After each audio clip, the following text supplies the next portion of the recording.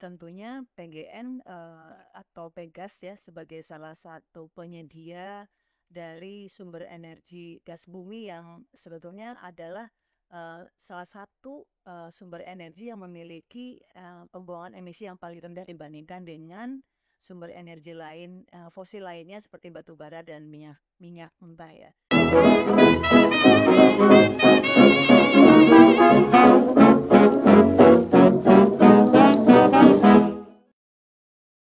Halo teman-teman investor agensi sekuritas semuanya, jumpa kembali di acara Cuan Talks kita kali ini bersama saya Tim Kondisi, financial expert agensi sekuritas. Di hari ini, teman-teman saya kedatangan emiten yang sangat spesial, perusahaan gas nasional terkemuka di Indonesia yang menyediakan infrastruktur dan juga pemanfaatan gas bumi nasional. Mungkin kita langsung aja, mungkin teman-teman udah bisa menebak-nebak ya siapa di emiten kita hari ini, yaitu PT Perusahaan Gas Negara Tbk dengan kode saham Pegas. Sedang bersama dengan saya, Ibu Susiani Nur Wulandari sebagai Division Head Investor Relation dari Pegas. Mungkin saya sapa dulu ya Bu Susi. Halo Ibu Susi, apa kabar Bu? Halo Mbak Ranti, kabar baik, terima kasih. Halo teman-teman dari investor ajaib sekuritas.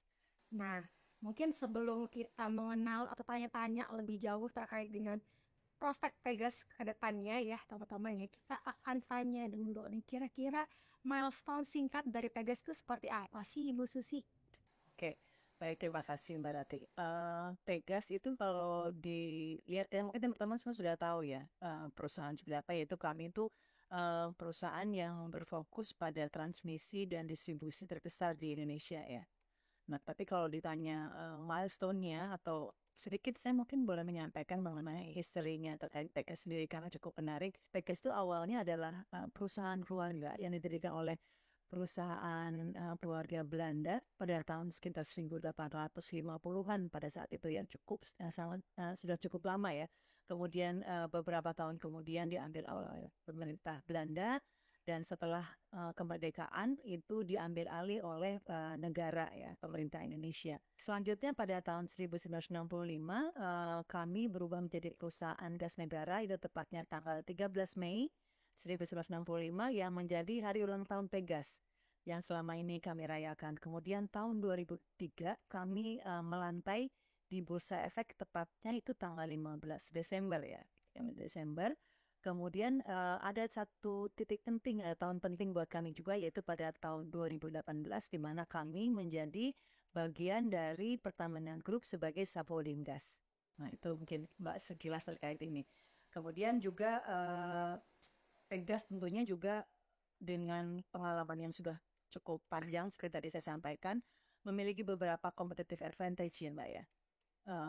Tentunya dengan sudah 59 tahun lebih nih Pegas beroperasi di Indonesia menjadi perusahaan gas negara. Kemudian juga kami juga memiliki pelanggan yang cukup banyak ya. Pelanggan kami sudah cukup banyak sekitar 820.000 yang terdiri dari pelanggan industri, kemudian pembangkit listrik, kemudian juga sampai dengan komersial dan rumah tangga pelanggan kami. Selain itu juga uh, kami juga memiliki infrastruktur yang cukup banyak ya, yang cukup panjang nih infrastruktur jaringan pipanya, yaitu sebesar lebih dari 13.000 yang terdiri dari tidak hanya untuk transmisi dan distribusi, dan transmisinya bukan hanya gas bumi, tapi juga untuk bahan bakar minyak dan minyak mentah.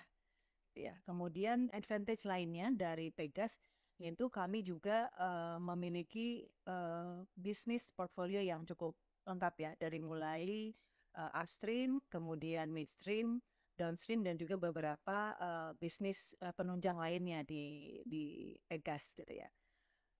Selain itu kami jangkauannya juga sudah beroperasi cukup banyak ya dari mulai Sumatera itu sekitar 18 provinsi, kemudian ada di 73 kabupaten dan kota. Jadi memang kami sebagai major player juga di industri bisnis niaganya, Mbak. Mungkin kurang lebih seperti itu pemaparan terkait profil dari PG sendiri. Baik, lengkap banget ya dari awal Belanda tadi zaman Belanda ya. Kemudian sampai saat ini berarti udah memang uh, biggest player juga gitu ya Bu ya Betul, di sini ya Bu ya, major player juga. Jadi karena memang udah berdiri tuh dari lama banget, dari family company ya betulnya betul, dari awalnya. betul. Nah ini menarik nih Bu, karena kan kalau kita lihat Vegas ini itu udah tadi punya pelanggan yang cukup besar gitu kan. Tadi bisnisnya juga dari upstream sampai downstream.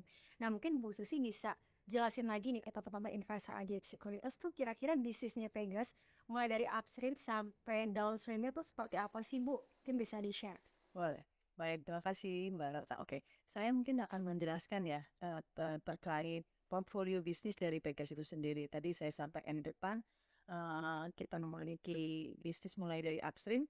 Untuk upstream dikelola oleh salah satu anak perusahaan Pegas, yaitu PT Saka Energi Indonesia, yang mengelola tentang beberapa blok ya, saat ini memiliki 11 blok, 6 blok itu sudah beroperasi dan 5 blok masih dalam proses eksplorasi. Kemudian dari 11 blok itu 10 blok ada di Indonesia dan 1 blok ada di Amerika, gitu ya. Kemudian di midstream itu PGN bersama anak perusahaan dan afiliasinya, yaitu ada Nusantara Regas, kemudian ada Pertagas, kemudian ada Kalimantan Jawa Gas KJG, kemudian juga ada Perta Arun Gas. Itu untuk yang midstream kami mengoperasikan pipa transmisi dan fasilitas regasifikasi LNG. Kemudian untuk di downstreamnya itu mungkin sedikit untuk yang midstream kami mengelola memiliki 2 fasilitas yang namanya floating storage regasification unit yang ada di Jawa dan Lampung. Itu adalah untuk melakukan regasifikasi LNG. Kemudian kami juga memiliki LNG yang landed itu di PT Aludas di Aceh sana. Untuk downstreamnya kami juga melalui anak PGN dan melalui anak perusahaan PGN yaitu Pertagas dan Gagas Energi Indonesia itu mengoperasikan pelayanan dan penjualan gas bumi sampai ke pelanggan. Mulai tadi ya ada pelanggan kita mulai dari pembangkit listrik, kemudian industri, kemudian juga rumah tangga serta komersial. Nah, kami menyalurkan gas bumi tidak hanya melalui transmisi pipa, tapi juga beyond pipeline, artinya di luar pipa gas bumi yang ada untuk menjangkau pelanggan-pelanggan yang belum memiliki akses infrastruktur tersebut. Yang terakhir ya, segmen lainnya ya tentunya PGN memiliki beberapa segmen usaha lain yang mendukung usaha IT kami melalui anak perusahaan. Itu kami ada yang namanya Pegas Telekomunikasi Nusantara, itu bergerak di bidang informasi, teknologi, IT, kemudian telekomunikasi dan layanan informasi lainnya. Kemudian ada juga anak perusahaan kami yaitu Permata Geraha Nusantara, itu mengelola aset fasilitas dan aset perusahaan. Kemudian satu lagi itu adalah di Pegas Solution, itu bergerak di bidang EPC dan O&M, Operation dan Maintenance. Itu Pak. Baik, tampaknya udah lengkap juga ya terkait dengan pembahasan dari hulu ke hilirnya tadi dari upstream sampai downstreamnya ya untuk bisnis Pegas ini. Nah mungkin yang menarik kita ke yang downstream nih Bu ya, yang ke masyarakat. Kakak ini kan juga jadi salah satu tadi untuk penjualan niaga ya, niaga gas itu kan jadi salah satu revenue contributor yang paling besar kan untuk Pegas. Nah, untuk saat ini tuh kira-kira pipanya tuh udah berapa besar, berapa panjangnya sih, berapa kilo? Mungkin bisa di-share nih. Nih, iya. Tadi sepintas saya juga sudah sampaikan ya di depan bahwa infrastruktur kita itu untuk transmisi dan distribusi serta untuk minyak ya, untuk pipa minyak itu sekitar 13.000 kilometer. Itu mulai dari Sumatera, kemudian sebagian besar Sumatera, kemudian ke Jawa dan sebagian di Kalimantan. Tapi memang untuk infrastruktur pipa sendiri masih ada belum fully terkoneksi itu dari Cirebon Semarang Cisem. Nah itu rencananya akan dilakukan pembangunan oleh pemerintah menggunakan anggaran pemerintah ya yang akan dilakukan tahun ini dan rencananya selesai mungkin sekitar tahun 2025 akhir atau 2026 awal. Baik, jadi tadi pipa gas dan juga minyak hampir sekitar 13.000 sekitar 13.000 kilometer. Iya, betul. Baik, baik, dan itu tersebar di seluruh Indonesia atau mungkin saat ini ada di beberapa wilayah yang paling besar di situ? Iya, ya, terima kasih Mbak. Yang paling besar tuh dari Sumatera sampai ke Jawa. Oh, Dari jadi Sumatera, dari ujung sana, dari ujung Sumatera sampai ke Jawa. Karena memang pelanggan kita memang banyaknya ini dari di Jawa ya. tapi tidak menutup kemungkinan ya Bu Riti ke depannya akan sampai ke Sulawesi atau ke Kalimantan. Betul, betul. Kami terus berkomitmen ya untuk melakukan ekspansi perluasan infrastruktur. Meskipun mungkin tadi saya sampaikan juga sepintas mengenai Dion Pipeline ya. Jadi untuk daerah-daerah yang memang belum terkoneksi dengan infrastruktur jaringan pipa gas itu kami menggunakan metode lainnya gitu. Baik, baik. Terima kasih ya Bu Susia tadi untuk penjelasannya. Mungkin tadi kita sudah mendengar juga terkait dengan PGS ini kan tadi revenue contribution itu paling besar dari sektor niaga dan penjualan gas niaga ini. Itu kira-kira ada segmentasinya nggak sih Bu? Kira-kira paling banyak tuh ke sektor apa? Oke. Segmentasi dari pelanggan kita itu memang paling besar itu eh, di mungkin secara garis besar ya itu untuk pembangkit listrik, kemudian di pupuk kimia, kemudian ada juga di industri-industri lain besi dan lain-lain, Mbak. Paling banyak tenaga listrik dari pembangkit listrik ya. Listrik dan industri besar. Nah itu kira-kira untuk pemberian harganya itu ada nggak sih Bu dari pemerintah tuh ditetapkan harus sekian atau misalnya setiap tahun naik sekian persen mungkin bisa di-share. Oke, terkait penentuan harga gas bumi ini memang sudah ditetapkan oleh pemerintah ya. Seperti misalnya untuk Jargas, untuk industri rumah tangga itu ditentukan oleh pemerintah, termasuk juga mungkin teman-teman udah tahu juga ya ada harga gas bumi tertentu HGBT. Nah itu juga memang penetapannya dilakukan oleh pemerintah gitu. Jadi bukan kita kalau misalnya apakah ada kenaikan setiap tahun, nah itu memang biasanya untuk long term Pak, untuk berapa tahun ke depan sudah ditetapkan oleh pemerintah, termasuk sebetulnya sumbernya dari mana, itu sumber gas buminya, kemudian untuk dialokasikan kemana itu secara lumayan detail ya ditentukan oleh pemerintah. Baik, baik Bu. Kemudian kalau untuk kualitas harga komoditas nih, Bu, kan sekarang saya katakan harga crude oil di level 75, 80 ya per barrel. Nah kira-kira tuh dampak kualitas harga komoditas migas ini terhadap kinerja Pegas itu seperti apa sih Bu? Dan kira-kira ada manajemen resikonya nggak sih? Oke, terima kasih. Nah, kalau untuk volatilitas harga minyak itu sebetulnya di Tegas itu akan berpengaruh di salah satu anak perusahaan kami yaitu Saka Energi Indonesia. Meskipun secara konsolidasian tentunya akan berpengaruh ya kepada kinerja operasional secara keseluruhan. Gitu. Tapi tidak untuk yang tadi distribusi, ini harga gas dan lain-lain. Baik, baik.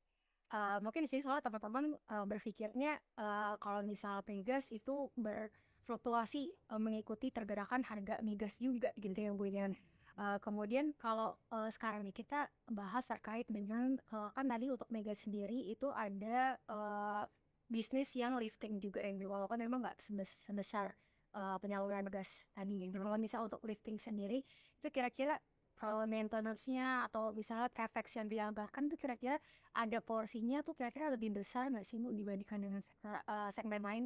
Atau mungkin bisa di-share secara keseluruhan nih maintenance fee, maintenance expense untuk masing-masing segmen tuh seperti apa? Paling banyak tuh di mana? Oke, baik. Terima kasih. Berarti ini spesifik untuk yang tadi Saka Energi ya. Iya itu. Untuk Saka Energi itu kalau kalau ditanya berapa biaya dan kemudian alokasinya, mungkin sesuai dengan, mungkin bisa dilihat juga ya sama teman-teman di laporan keuangan kami di kuartal 1 2024, itu bisa dilihat di beban pokok pendapatan dari PT Saka Energi Indonesia itu sekitar 94,74 juta dolar atau itu sebetulnya secara dibandingkan dengan tahun lalu itu lebih kecil. Kenapa? Karena memang produksi di kuartal 1 untuk Saka Energi memang lebih kecil daripada tahun lalu. Ini secara overall seperti itu. Tapi kemudian kalau misalnya ditanya berapa capex untuk Saka sendiri ya, untuk Saka Energi, untuk di kuartal 1 itu sudah spend sekitar 51%, sekitar $15,3 juta untuk capex-nya sendiri. Itu untuk di Saka sendiri ya, Bu? Iya. Baik, Bu Susi. Kemudian untuk Vega sendiri, untuk Apex secara keseluruhan di tahun 2024 ini tuh kira-kira paling banyak tuh alokasinya ke mana sih, Bu? Mungkin bisa di-share. Oke, baik, terima kasih. Oke, sama seperti tadi saya sampaikan bahwa untuk jumlah capex dan juga untuk biaya dan lain-lain mungkin bisa dilihat ya sama teman-teman di laporan keuangan kita di Q1 2024. Tapi jumlah capex keseluruhan di PGN sendiri itu sekitar $361 juta ya di tahun 2024. Dan itu diserap oleh segmen hulu itu sekitar 51% yang sudah dipakai ya. Sisanya untuk downstream dan midstream. Baik, jadi paling banyak di hulu ya, Bu ya. Kalau untuk yang keseluruhan di midstream dan downstream. Tapi kalau untuk realisasinya di Q1 itu dari sekitar 30% itu yang sudah realisasi di Q1 paling banyak di hulu. Oke. Terima kasih, Bu. Tadi untuk penjelasan capex-nya ya sama untuk tahun 2024 ini. Kemudian kalau untuk kerjasama nih, Bu, mungkin bisa di-spill nih ke teman-teman invest agency. Kira-kira dalam waktu dekat ini mungkin sampai di tahun 2024 ada nggak sih kerjasama yang akan dilakukan oleh Pegas ke depannya? Mungkin ada merger atau akuisisi atau sebagainya. Mungkin bisa di-share. Oke, baik. Terima kasih. Nah, untuk rencana kerjasama sendiri, teman-teman dari investor ajaib ya, bisa saya sampaikan bahwa ada dua ya. Satu yang domestik itu kita tentunya kolaborasi sesama dengan anak perusahaan di Pertamina, yaitu melalui Pertamina Patra Niaga. Melalui anak perusahaan kami Pertagas itu membangun pipa Cikampek Pelumpang yang akan membawa BBM dari Cikampek ke Pelumpang. Sementara kalau untuk dengan luar negeri kami dengan internasional ya, dengan internasional itu kami ada satu sebenarnya kerjasama joint study dengan tuh beberapa perusahaan Jepang untuk mengoptimalkan biometan dari sisa produksi minyak kelapa sawit. Gitu. Baik, jadi ada yang domestik sama yang internasional multinasional juga terjadi. Baik, Bu Susi, kita ke pertanyaan selanjutnya terkait dengan company guidelines atau target perusahaan di tahun 2024. Kira-kira dari segi operasional tuh ada nggak sih Bu Pegas punya target sekian-sekian? Mungkin bisa di-share. Oke, baik. Oke, tentunya kami di corporate guidance yang sudah kami publish ya teman-teman ya. Teman-teman juga nanti bisa mengakses melalui website kami. Ada beberapa target yang kami sampaikan. Itu pertama dari segmen niaga gas, tentunya itu kami berencana untuk menaikkan sekitar 3% dari target tahun sebelumnya di 2023 yang dikontribusikan memang lebih dari customer attachment, kemudian customer attachment di Jawa dan Sumatera tentunya, kemudian juga potensi sales dengan adanya penambahan supply gas dari JTB, Jambaran Tiung Biru. Kemudian dari sisi transmisi di tahun 2024 juga kami mencatat ada kenaikan sekitar 4%. Nah ini dia didorong oleh diasumsikan full stream ya project pipa transmisi Senipa Balikpapan, juga Gresik Semarang. Berikutnya di bisnis regasifikasi kami juga menargetkan pertumbuhan sekitar 2% dari tahun sebelumnya melalui peningkatan konsumsi pelanggan pupuk di pupuk Iskandar Muda dan dari PLN. Kemudian untuk segmen hulu memang kami mengantisipasi adanya penurunan sekitar 8% dari tahun lalu karena memang adanya natural decline di beberapa sumur di Saka Energi Indonesia. Kemudian untuk transportasi minyak kami juga di tahun 2024 mengantisipasi itu penurunan lebih rendah sekitar 2% dari tahun lalu. Mungkin kurang lebih seperti itu, Mbak. Baik, ya tadi untuk target-targetnya dari upstream sampai downstream tadi udah share. Kemudian mungkin kita akan beralih terkait kan tadi kalau kita ngomongin Pegas itu kan lebih ke sustainability juga nih yang mungkin di highlight sama teman-teman investor analyst sekuritas terkait dengan sustainability dari Pegas itu sendiri. Yang memang sebagai company kita harus mengikuti ya SDG atau Sustainable Development Goals ya. Yang dimana selain kita juga people bottom line, selain kita juga memaintain profit, kita juga harus aware sama masyarakat, people dan juga planet ya, atau bumi kita. Nah kira-kira untuk Pega sendiri itu ada masih Bu kira-kira yang udah dijalankan sejauh ini tuh kira-kira SDG goals itu seperti apa? Oke, baik, terima kasih. Ya nih, isu terkait sustainability, SDG goal ini sedang marak ya, Mbak ya. Dan Tuh. tentunya PGN atau Pegas ya sebagai salah satu penyedia dari sumber energi gas bumi yang sebetulnya adalah salah satu sumber energi yang memiliki pembuangan emisi yang paling rendah dibandingkan dengan sumber energi lain fosil lainnya seperti batu bara dan minyak mentah ya. Oleh karena itu, PKS tentunya berkomitmen untuk dapat menerapkan prinsip-prinsip ESG dan keberlanjutan dengan tetap mengaitkannya dengan SDG yang lebih dulu lebih ada ya Mbak ya. Kalau ditanya SDG itu standar ya Mbak, sama seperti yang sudah kita ketahui bersama ya bahwa kita tetap merefer kepada SDG penerapan dari ESG tersebut di ini.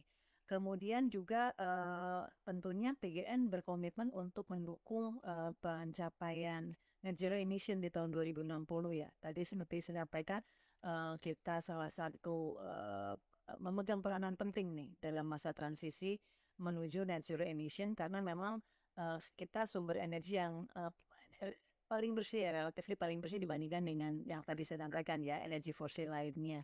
Dan komitmen tersebut juga terlihat nih teman-teman dari visi kita yang baru nih, yaitu menjadi penyedia solusi energi hijau bersih bagi energi hijau dan keberlanjutan. Nah itu visi kita yang baru. Kemudian dengan cara apa kita mencapai visi itu dengan menyediakan akses bagi ke seluruh uh, pelanggan kita ya untuk mendapatkan energi bersih serta berperan aktif dalam untuk mencapai transisi energi tersebut. Itu visi dan misi kita ya. Terkait program-program yang sudah kami lakukan yaitu di salah satu anak perusahaan kami itu mengganti komponen di fasilitas produksi minyak yang lebih efisien. Kemudian pemasangan solar panel di lapangan maupun di gedung kami. Kemudian juga kami juga tentunya mengganti kendaraan-kendaraan yang kami gunakan transportasi ya, yang kami gunakan dengan menggunakan gas bumi ya, karena memang itu salah satu bisnis kami. Kemudian juga secara masif kami juga melakukan penggantian tadi sumber-sumber energi di kantor atau yang digunakan di lapangan dengan menggunakan sumber energi yang lebih bersih tadi. Gitu kurang. Baik ya teman-teman tadi Bu Susin udah menjelaskan secara rinci kira-kira program-program apa sih yang dimiliki oleh Pegas untuk mencapai net zero emission di tahun 2020 gitu ya Bu ya. Baik, nah kita nggak kerasa udah masuk ke sesi akhir di acara podcast Juan Talks kita hari ini. Mungkin kita mau minta closing statement sedikit dari Bu Susi terkait dengan prospek Pegas ke depan itu seperti apa sih Bu dalam waktu yang cukup singkat. Mungkin bisa di-share. Oke, baik. Terima kasih. Pegas sebagai subholding gas dari Pertamina Group yang mengintegrasikan seluruh infrastruktur jaringan gas bumi terus berkomitmen untuk memastikan penyediaan gas bumi dengan untuk memenuhi pelanggan dalam negeri yaitu mulai dari pembangkit listrik, industri, komersial sampai dengan rumah tangga melalui infrastruktur yang handal tentunya. Dan kemudian dalam kaitannya dengan aspek keberlanjutan, kami juga memahami pentingnya peranan Pegas dalam masa transisi menuju net zero emission karena kami penyedia energi yang mungkin paling bersih ya dibandingkan dengan sumber energi fosil lainnya seperti batu bara dan minyak bumi. Untuk itu kami terus akan melakukan upaya-upaya seperti memperluas jaringan, aksesibilitas, sumber energi tersebut. Kemudian juga kami memastikan ketersediaan gas bumi itu, tapi tentunya karena memang adanya kondisi di mana semakin berkurangnya ketersediaan gas bumi, akan ada mix antara gas bumi dan LNG ke depannya. Dan satu lagi kami pastikan bahwa dengan adanya komitmen kami dan strategi-strategi bisnis, tentunya Pegas akan terus berupaya untuk meningkatkan value bagi seluruh stakeholder kami. Mungkin itu, terima kasih. Baik, terima kasih Ibu Susi sudah datang di acara podcast Cuan Talks Agen Sekuritas di hari ini. Yang gak kerasa, teman-teman, kita udah di akhir sesi bersama dengan PT Perusahaan Gas Negara Tbk atau dengan kode saham Pegas dengan narasumber kita di hari ini yaitu Ibu Susiani Nur Wulandari sebagai Division Head Investor Relation dari Pegas. Mungkin Ibu bisa say bye dulu deh ke teman-teman investor Agen Sekuritas. Sampai jumpa semuanya. Oke, sampai ketemu lagi.